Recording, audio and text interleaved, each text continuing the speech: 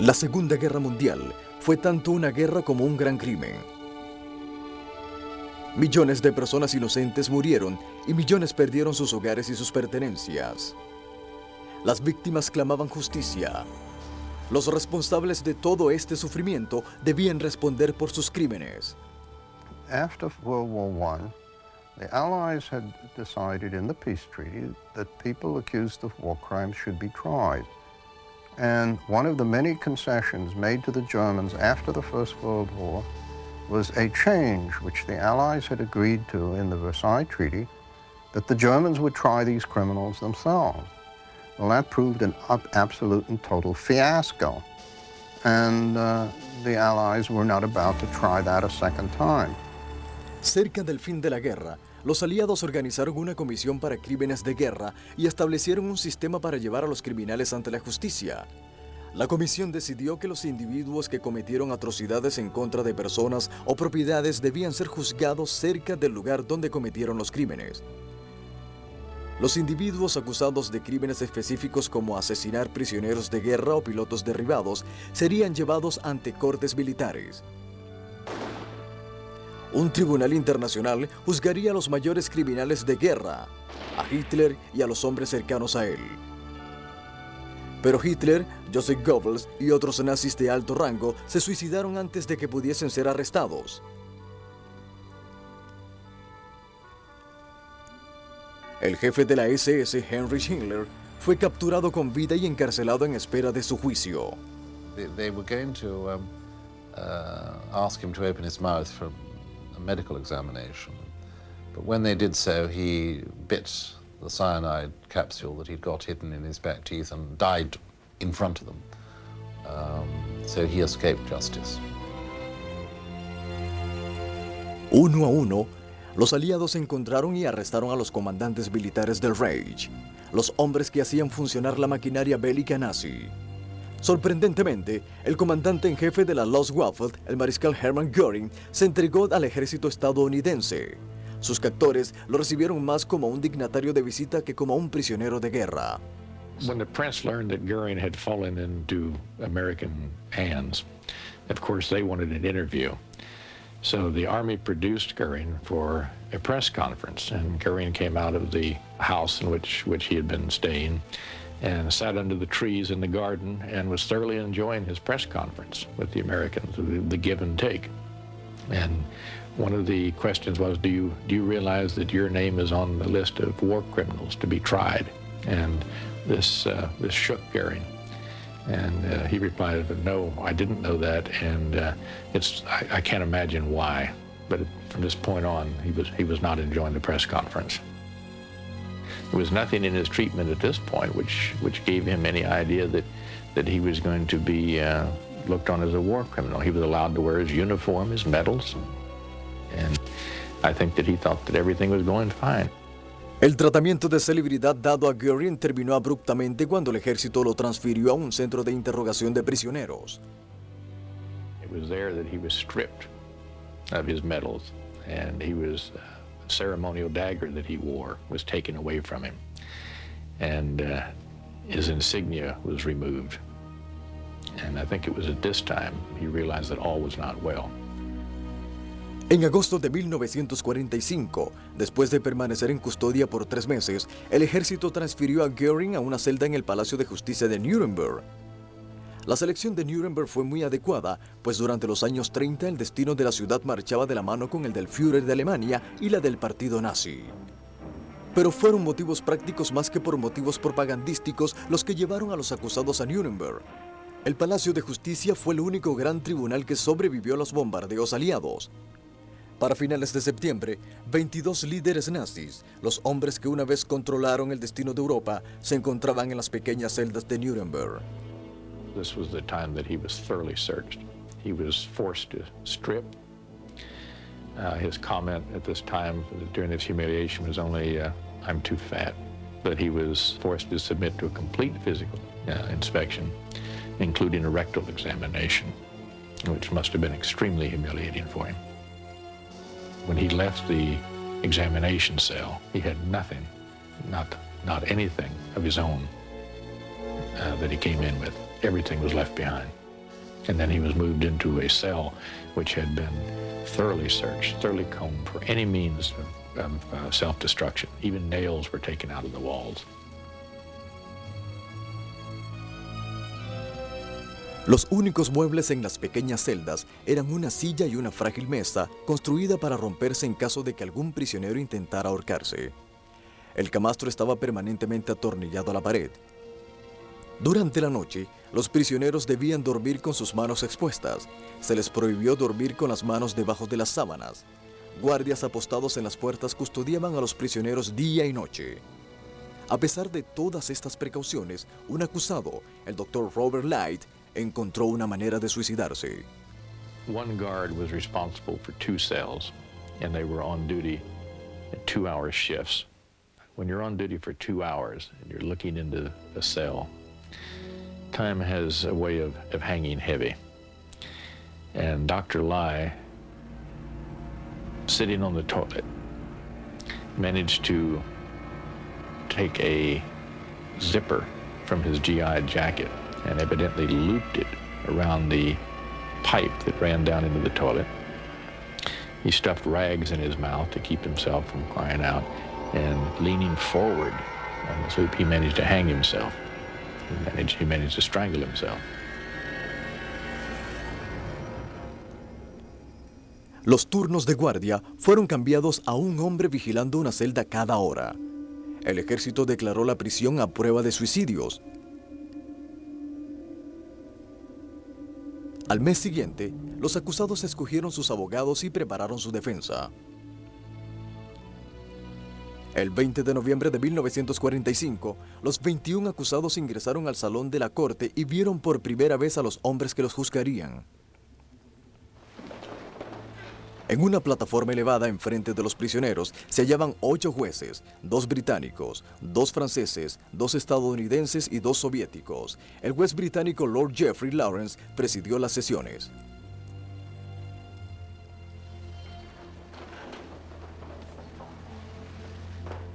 Tomó una mañana completa el definir los 4 cargos.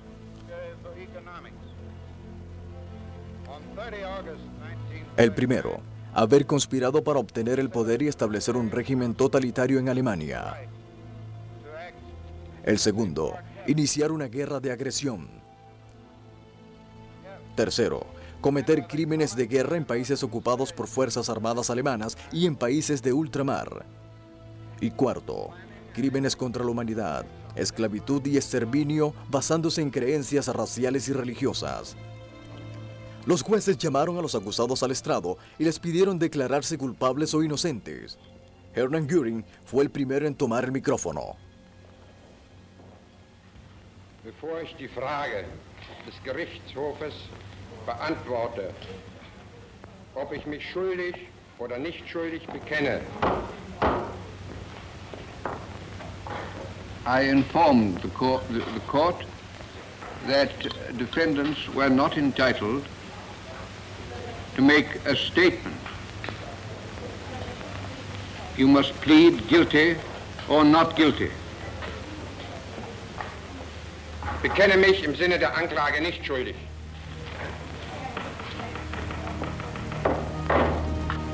Rudolf Hess.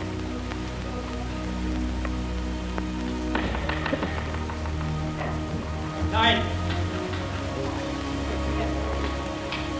That will be entered as a plea of not guilty.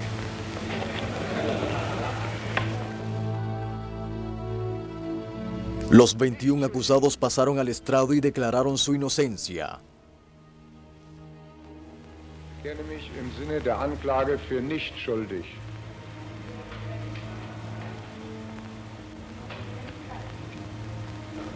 Ich bekenne mich nicht schuldig.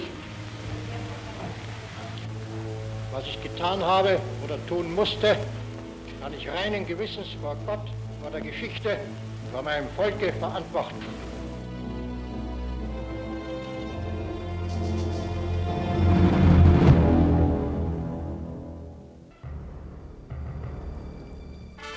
Cada uno de los 4 países aliados tenía su propio fiscal en Nuremberg. Robert Jackson era el fiscal principal de la delegación estadounidense. Robert Jackson was a justice on the United States Supreme Court.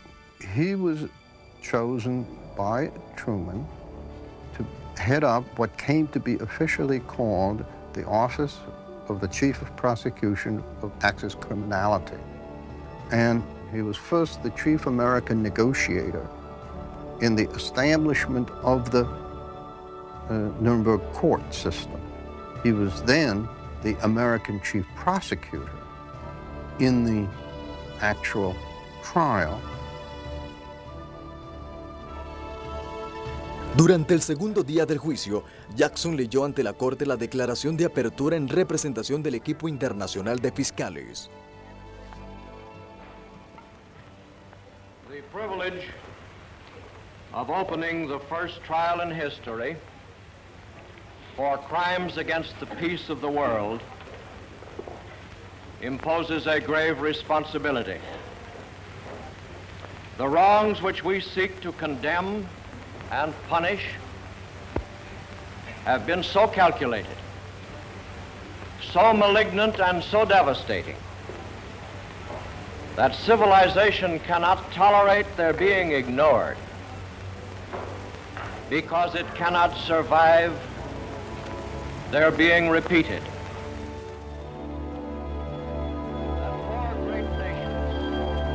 Jackson y su equipo dependían de tres tipos de evidencias para demostrar la culpabilidad de los hombres sentados en el banquillo de los acusados.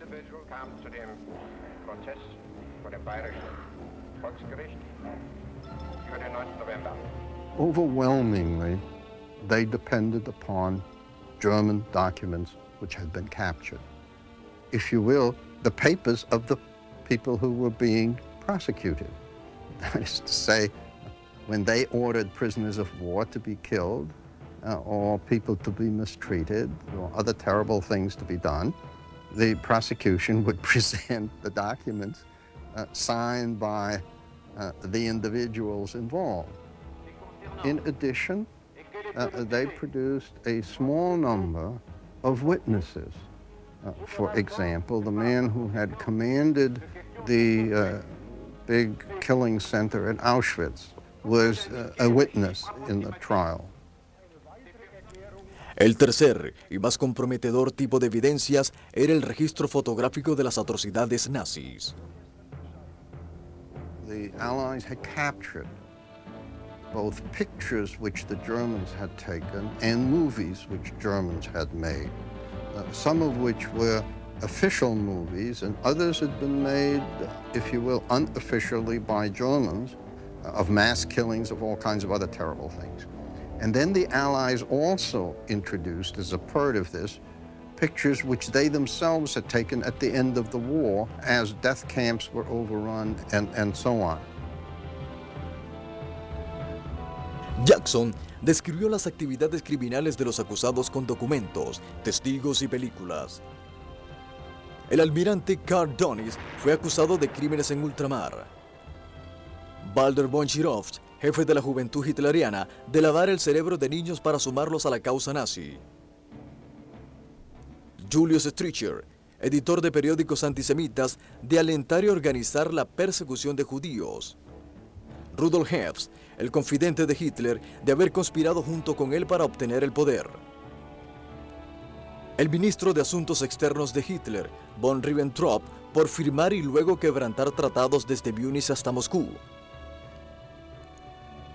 Los comandantes en jefes del ejército Wilhelm Kittel y el general Alfred Johl por conducir una guerra de agresión.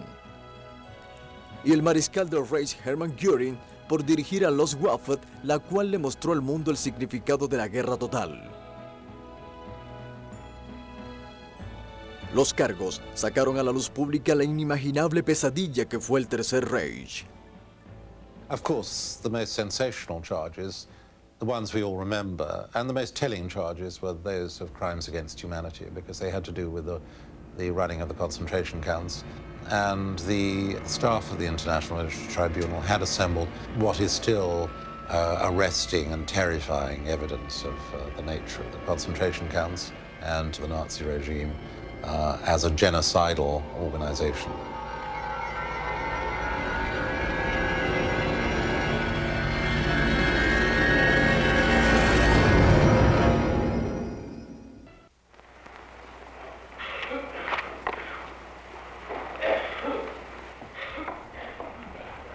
En la primavera de 1946, después de 4 meses de escuchar el testimonio de los fiscales, los acusados finalmente tomaron la palabra. Su defensa más común era que solamente estaban obedeciendo órdenes.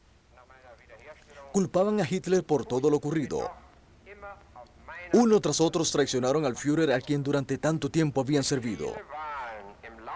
Los políticos culpaban a los militares y los militares culpaban a los políticos, alegando que ellos solo cumplían con su deber. Hermann Göring subió al estrado en marzo y dominó las audiencias, hablando ininterrumpidamente durante 9 días en una actuación impresionante que Robert Jackson describió como una extraña mezcla de charlatanería y sabiduría.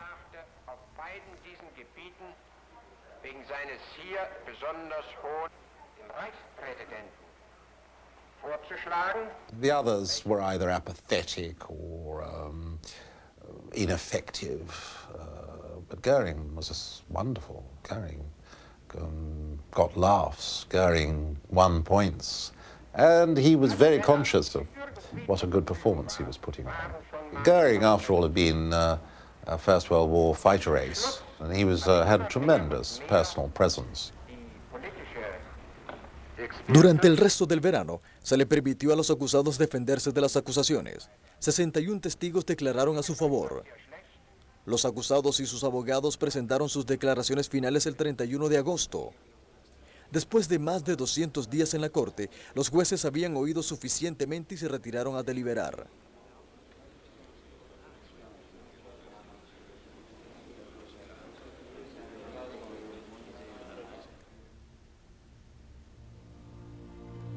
Los acusados debieron esperar en sus celdas durante un mes hasta que los jueces llegaron a un veredicto. El 30 de septiembre de 1946 se reunieron por última vez en la corte. Los jueces encontraron a 19 de los acusados culpables de por lo menos un cargo.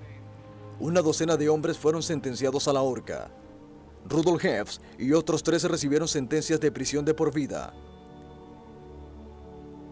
Karl Dönitz solo fue sentenciado a 10 años de cárcel. 3 de los hombres fueron declarados inocentes. Göring fue condenado a muerte. Rápidamente envió una protesta y pidió ser ejecutado por un pelotón de fusilamiento en vez de ser ahorcado, pero el tribunal rechazó su apelación.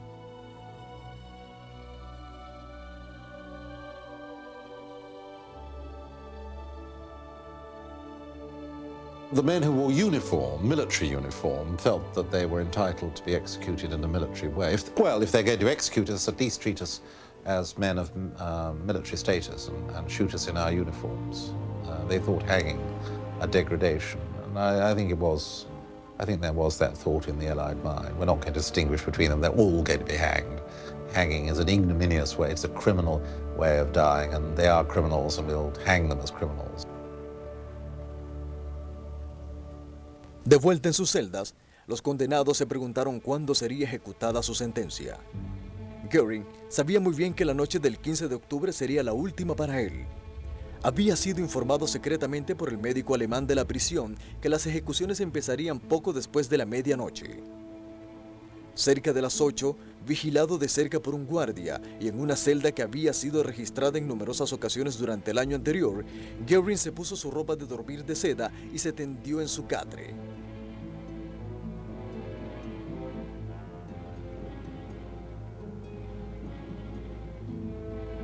The guard was watching him all the time. Göring started a restless motion with his hands. He moved them. His hands had to be kept above the blankets at all times. They were not allowed to put their hands at any time under the blanket. And he started moving his hands around, and the guard observed him moving his hand up across his face. And then he put his hands down to his side. And exactly at 10:44, the guard looked at him and saw that Göring had suddenly stiffened. And the guard thought that perhaps he'd had a heart attack. But it was at this moment Göring had bitten down on the glass vial that he had in his mouth, which contained hydrocyanic acid. And within a matter of very few minutes, he was dead. There was pandemonium in the prison after Göring had killed himself. American officers and Russian officers, British and French, rushed to Göring's cell to find out what happened. Or perhaps before it was ascertained that Göring was actually dead, the Russian general slapped Goering across the face. And when he was asked why he did this, he said that if Goering was faking, that certainly his eyes would move. So the Russians were very suspicious at this time that perhaps some sort of deal had been cut to allow Goering to escape the gallows. After Goering killed himself, there was frantic activity to get the others to the gallows. Von Ribbentrop was the first to be taken in. Probably the most dramatic execution was that of Streicher, the Gauleiter of Nuremberg and the editor of the anti-Semitic newspaper, Der Stürmer. First of all, he refused to get into his clothes in the cell when they came for him, and they had to forcibly dress him. Then they had to physically drag him from his cell to the execution chamber. And as he came in, he was screaming, "Heil Hitler, Heil Hitler."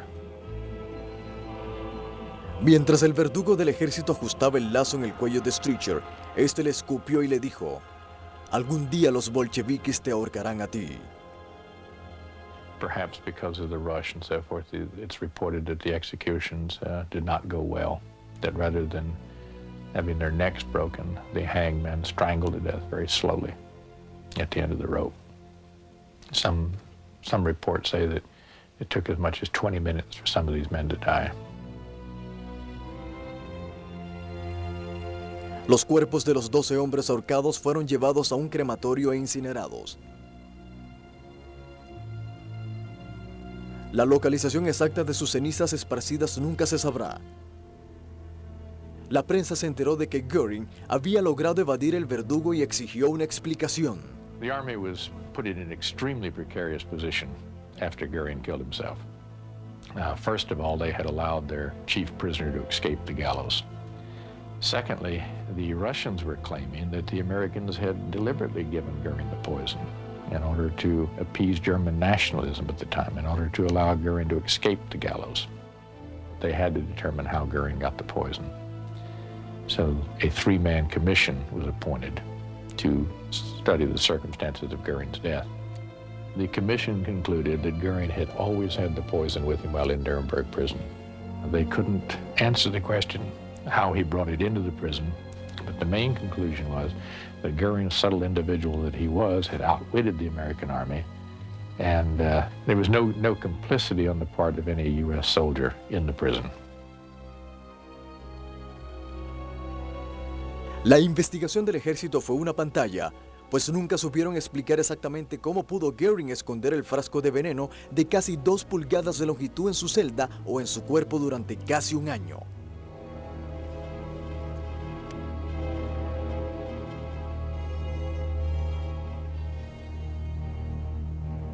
I think that how Goering got the poison was that he had as a friend at Nuremberg an American officer. He had cultivated this American officer's friendship throughout the trial. They were both interested in hunting. They were both interested in guns. They were both extroverts. They were both very gregarious. And this American officer succumbed to Goering's charm. In fact, he often boasted about his friendship with Goering. And I believe that Goering probably cultivated this officer deliberately because Goering brought with him into the prison the poison with which he killed himself. It was in Goering's baggage in the prison baggage room. This was a room into which Goering had no access unless he was escorted by an American officer. I theorize that what happened is in the last days when Goering knew that he had to hang, he called on his American friend and told him, "Lieutenant, I know I have to die, but don't let me be hanged." It could have been that he asked the lieutenant to retrieve it for him, or it could have been more likely that he asked the lieutenant to take him into the baggage room and simply turn your back for a minute. And Goering retrieved the poison from the baggage room, from his luggage, took it back to the cell and used it the next day.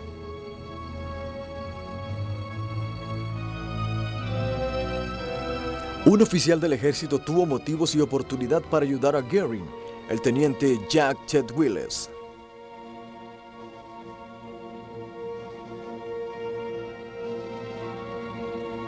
Wheelis had several items that obviously came from the baggage room. He had one of Goering's wristwatches that was inscribed on the back with Goering's name. He had a solid gold fountain pen with Goering's name inscribed, several other valuable gifts. However, I don't think there could possibly be any bribery because Wheelis, with the key to the baggage rooms, could have taken these things without Goering's permission, without Goering's knowledge. Goering must have known he was wearing the wristwatch because he wore it there at the Nuremberg trials. He showed it to people. He openly displayed it. And to many people, he bragged about his friendship with Goering. I think that if Wheelis helped Goering, it was because he did not want to see his friend hang. It was not a matter of bribery. Jack Wheelis nunca confesó haber dado el cianuro a Goering. Wheelis murió en 1954 y se llevó a la tumba la respuesta al misterio del suicidio de Hermann Göring. Algunos alegan que debido a que Göring tenía el poder de decidir su destino, su suicidio invalidó todo el trabajo y el valor del largo juicio. Pero el objetivo de los juicios de Nuremberg no solo era el de hacer justicia al condenar a los culpables.